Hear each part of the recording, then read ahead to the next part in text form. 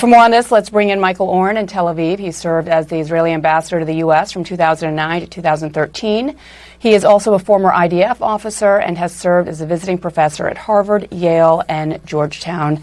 Ambassador, it's great to see you. So first of all, it's important to note that the U.S. assessment behind the attack on that hospital seems to corroborate with Israeli intelligence in that it did not come from Israel. That having been said, the president also today had noted that there are a lot of people, quote, out there who are not sure.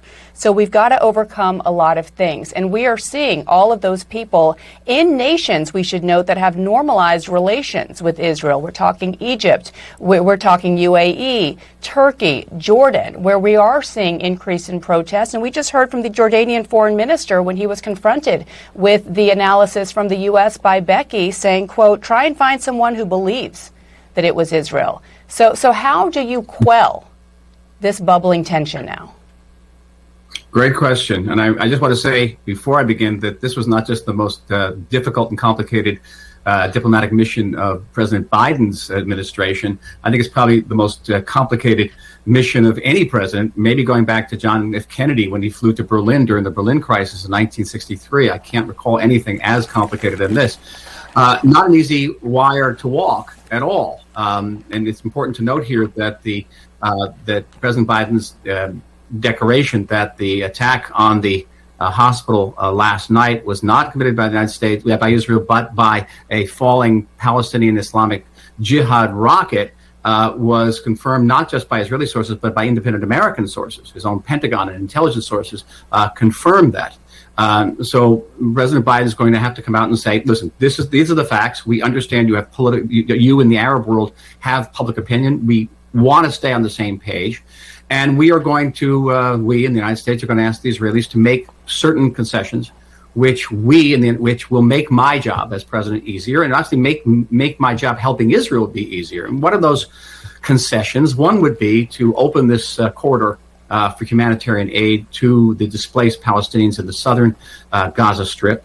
The images of Palestinians in open fields, without shelter, without food, maybe without water, is certainly inflaming passions around the world. But I think it's also inflaming passions of segments of the American population. And so that is important. I think the Israeli government is going to yield to that request. Not an easy lift, by the way. The Israeli population here is not particularly in favor of that. You should know. They don't view the Palestinians, civilians, as particularly, innocent bystanders in this. They were deep supporters of Hamas. Also, the president wants to know what's Israel's long game. What's our end game? What's our plan for the day after Israel enters?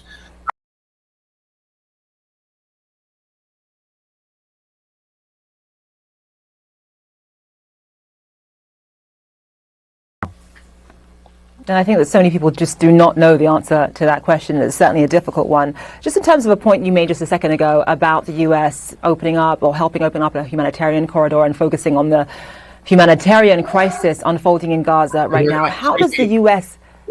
Go ahead, Ambassador. Do you hear that? We're under rocket fire. That's the. You hear it? Maybe if I'll move my camera. Hold on. You want to see rockets going off my back of my window? Absolutely. Please show us. Can you show us? Here. Right here. We have usually a ringside seat.